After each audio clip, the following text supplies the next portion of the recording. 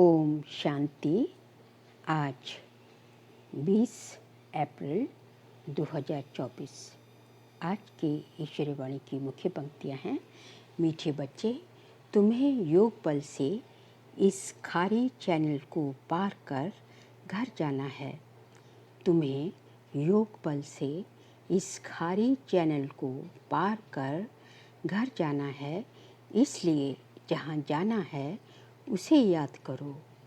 इसी खुशी में रहो कि हम अभी फ़कीर से अमीर बनते हैं। प्रश्न है, देवी गुणों की सब्जेक्ट पर जिन बच्चों का ध्यान है उनकी निशानी क्या होगी? उत्तर है, उनकी बुद्धि में रहता जैसा कर्म हम करेंगे हमको देख दूसरे करेंगे। कभी किसी को तंग नहीं करेंगे। उनके मुख से कभी उल्टा सुल्टा शब्द नहीं निकलेगा। मनसा वाचा कर्मणा किसी को दुख नहीं देंगे। बाप समान सुख देने का लक्ष्य है। तब कहेंगे देवी गुणों की सब्जेक्ट पर ध्यान है। यदि बाप समान सुख देने सबको सुख देते हैं तभी कहेंगे कि देवी गुणों की सब्जेक्ट पर ध्यान है। ओम शांति।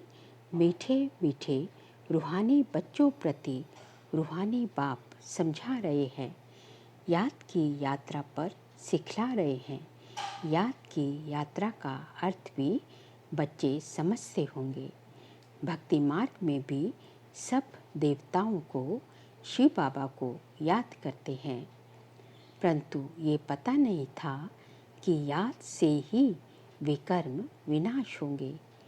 बच्चे जानते हैं बाप पतित पावन है, वही पावन बनाने की युक्ति बताते हैं। आत्मा को ही पावन बनना है, आत्मा ही पतित बनती है।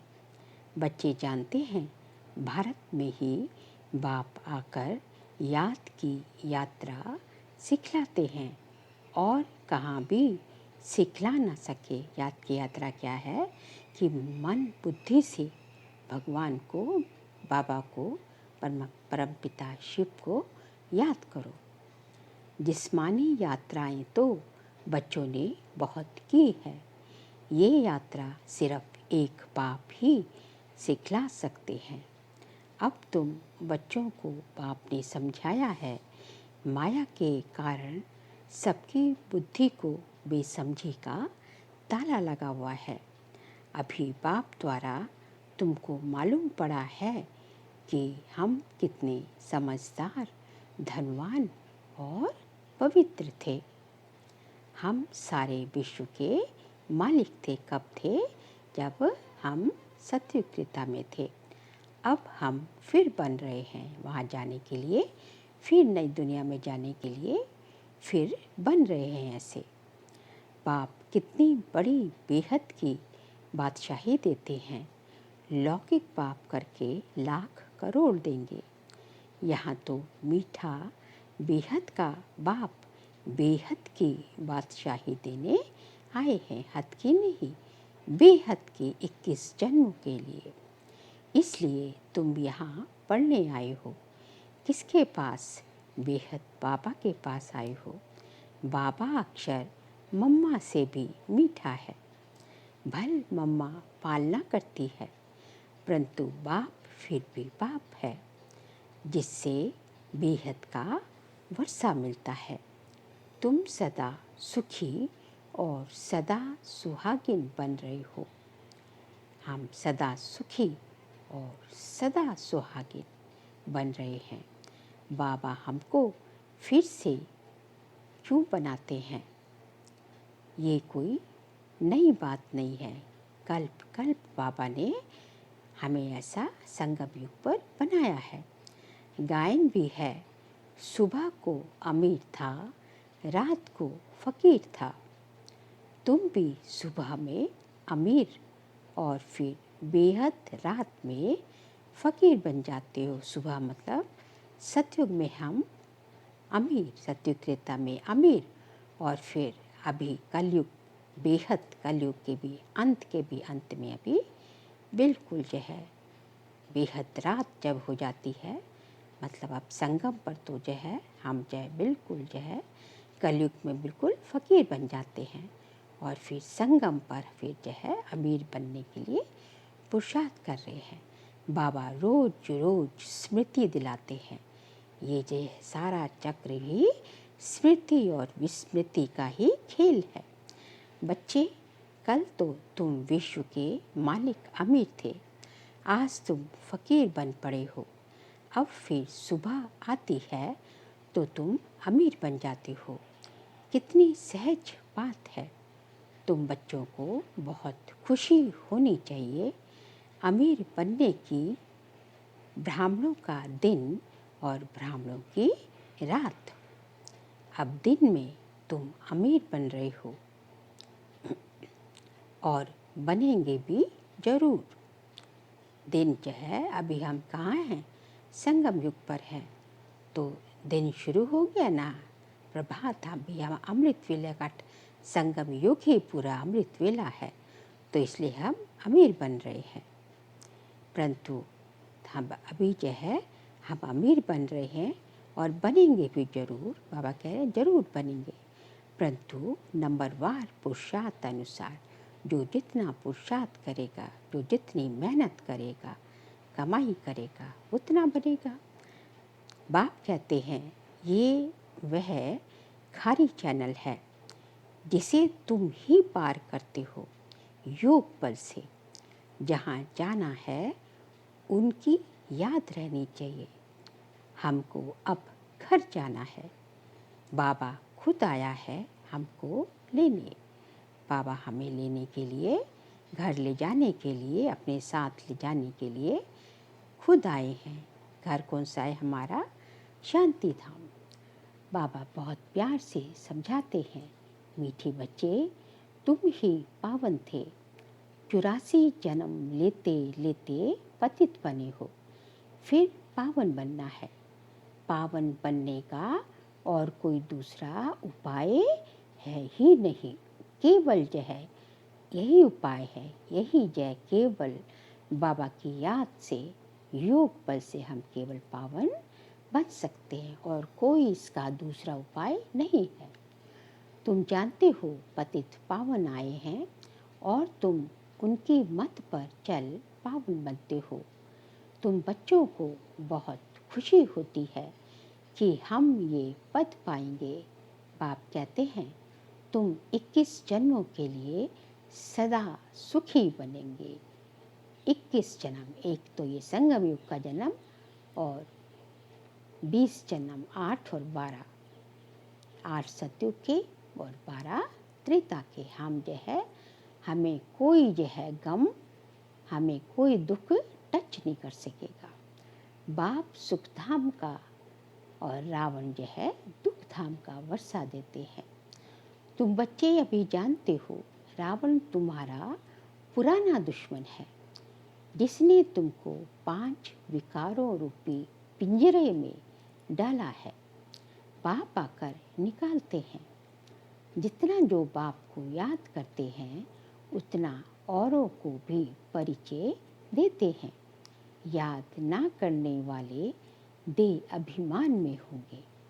वह ना बाप को याद कर सकते, ना बाप का परिचय दे सकते।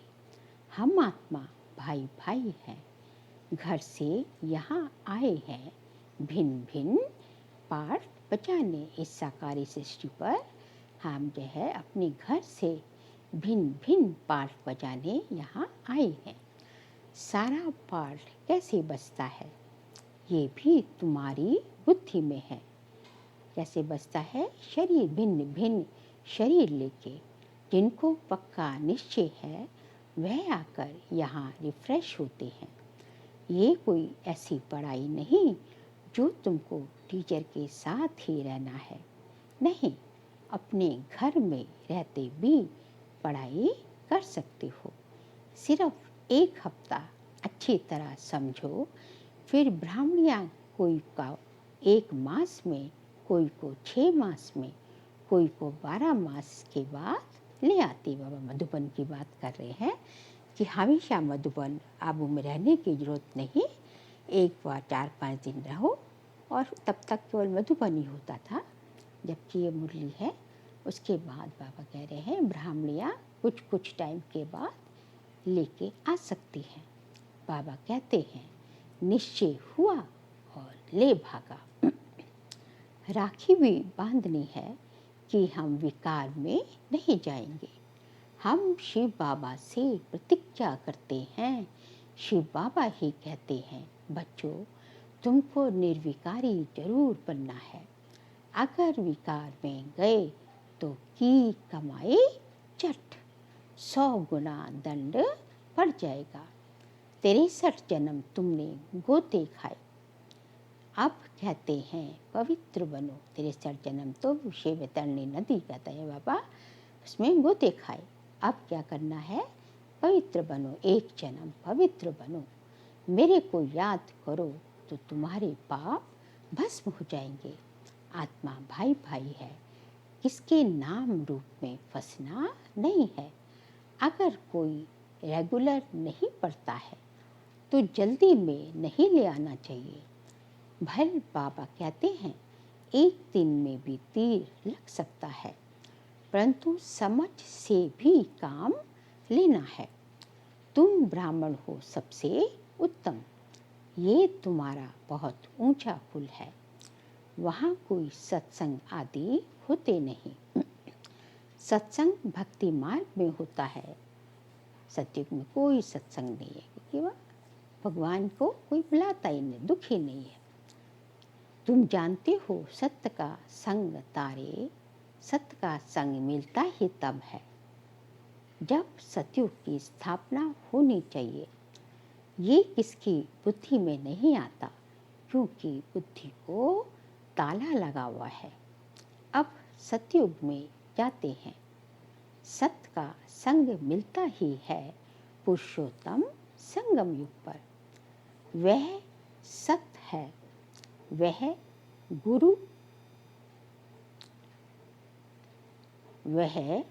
गुरु लोग तो संगम युगी है नहीं। बाबा जब आते हैं तो बेटा बेटा कह बुलाते हैं। उन गुरु लोगों को तो तुम बाबा थोड़ी ही कहेंगे। बाबा कह रहे हैं जो दुनिया के कलयुगी दुनिया के जो गुरु लोग होते हैं उनको बाबा नहीं कहना चाहिए। एकदम बुद्धि को गॉडरेज का ताला लगा हुआ है, बाबा आकर ताला खोलते हैं। बाबा देखो कितनी युक्ति रचते हैं कि मनुष्य आकर हीरे जैसा जीवन बनाए। मैगजीन किताब आदि छपाते रहते हैं। बहुतों का कल्याण हो तो बहुतों की आशीर्वाद भी मिलेगी। प्रजा बनाने का पुरुषार्थ करना चाहिए, अपने को बंधन से छुड़ाना चाहिए। शरीर निर्वाह अर्थ सर्विस तो जरूर करनी है। ईश्वरीय सर्विस होती है सिर्फ सुबह और शाम को, उस समय सबको फुर्सत है। जिसके साथ तुम लौकिक सर्विस करते हो उनको भी परिचय देते रहो कि तुमको 2 बाप है। लौकिक बाप सबका अलग है, पारलौकिक बाप सबका एक है, वह सुप्रीम है। बाबा कहते हैं मेरा भी पार्ट है। अब तुम बच्चे मेरा परिचय जान गए हो, आत्मा को भी तुम जान गए हो। आत्मा के लिए ही कहते हैं कि भ्रिकुटी के बीच चमकता है अजब सितारा। वह अकाल तख्त भी है, आत्मा को कभी काल नहीं खाता। वह सिर्फ मैली और साफ होती है। आत्मा का तख्त शोभता भी भ्रिकुटी के बीच है। आत्मा का तख्त शोभता भी भ्रिकुटी के बीच है। बाबा कहते हैं तिलक की निशानी भी यहाँ देते हैं। बाप कहते हैं तुम अपने, बाप कहते हैं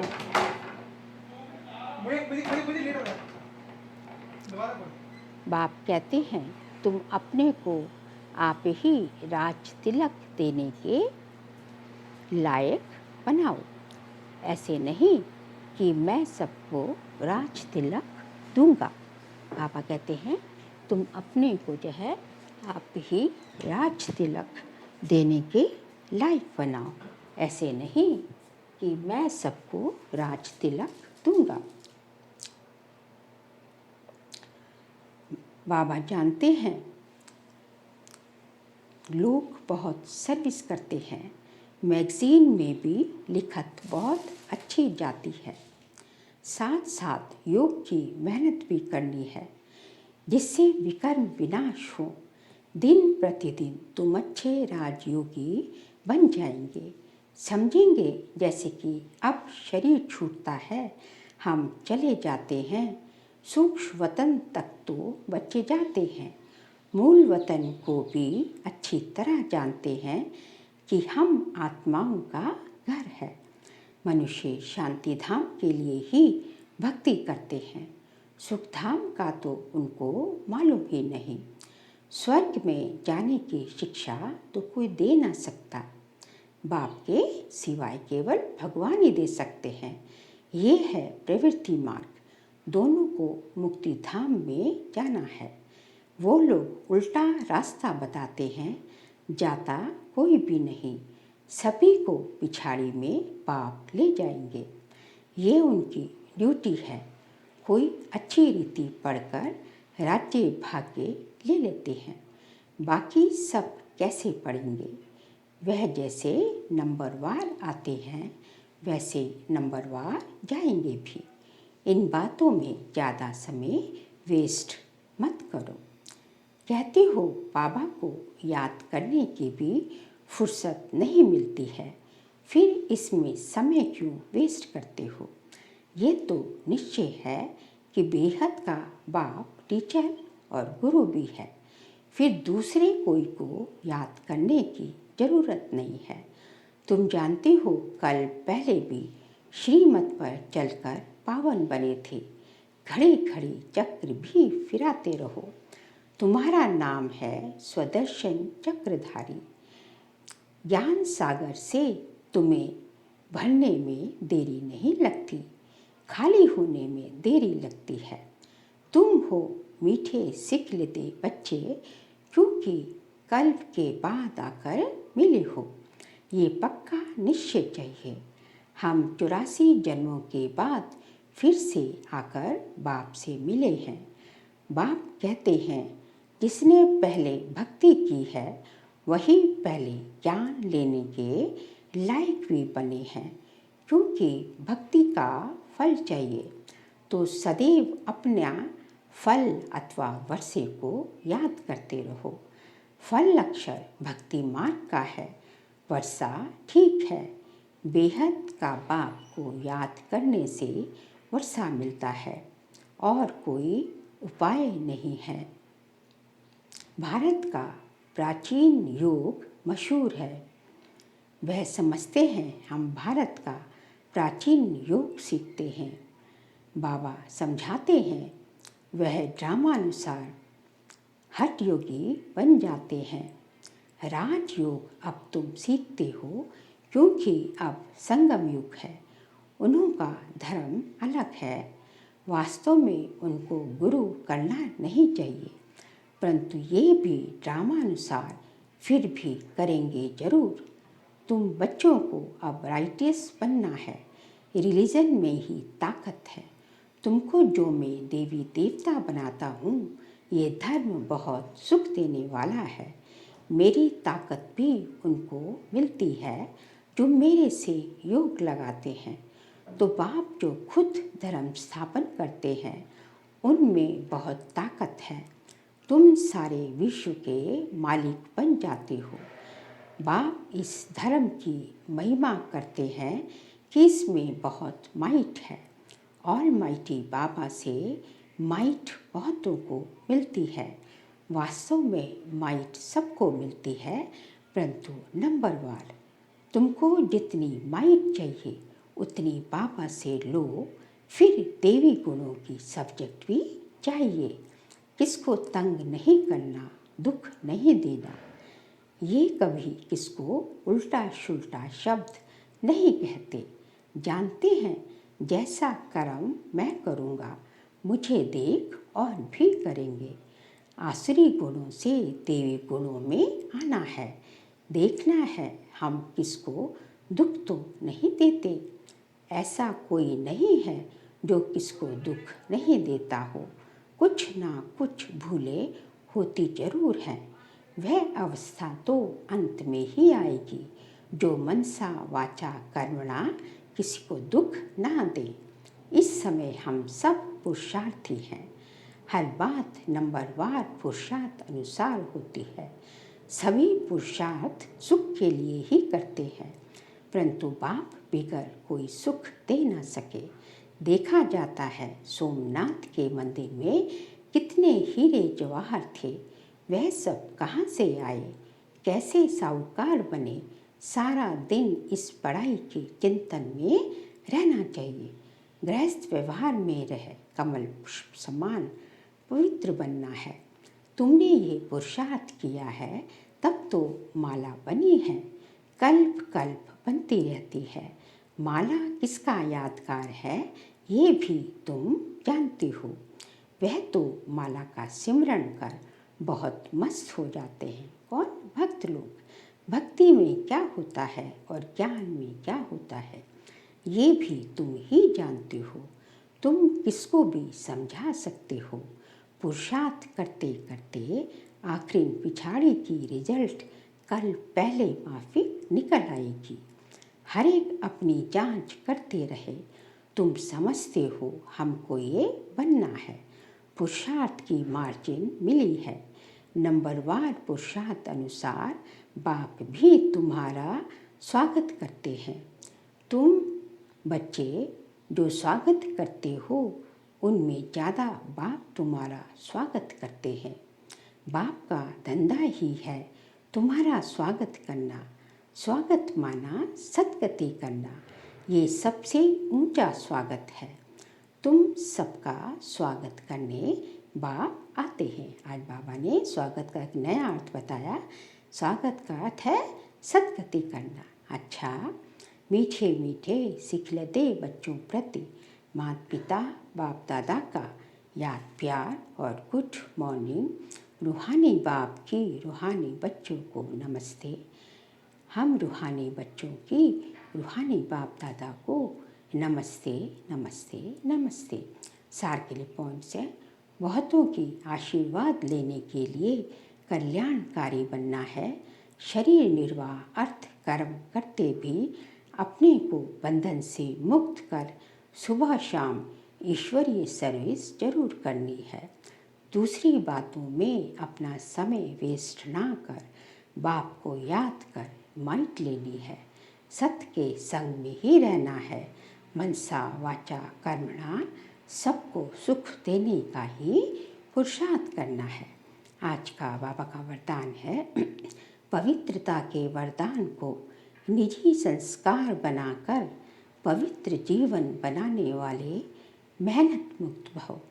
पवित्रता के वरदान को निजी संस्कार बनाकर पवित्र जीवन बनाने वाले मेहनत मुक्त भव। कई बच्चों को पवित्रता में मेहनत लगती है। इससे सिद्ध है वरदाता बाप से जन्म का वरदान नहीं लिया है, क्योंकि पवित्रता तो सब बाप दादा ने जन्म लेते ही जो हम बच्चों को योगी भव पवित्र भव का वरदान दे दिया है। वरदान में मेहनत नहीं होती। हर ब्राह्मण आत्मा को जन्म का पहला वरदान है पवित्र भव योगी भव। जैसे जन्म के संस्कार बहुत पक्के होते हैं तो पवित्रता ब्राह्मण जन्म का आदि संस्कार निजी संस्कार है। इसी स्मृति से पवित्र जीवन बनाओ, मेहनत से मुक्त बनो। स्लोगन है ट्रस्टी वह है जिससे सेवा की जिसमें सेवा की शुद्ध भावना है।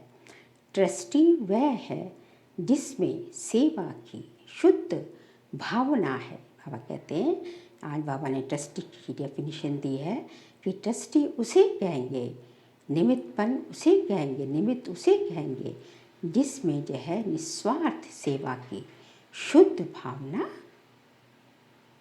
धारणा हो। अच्छा, ओम शांति।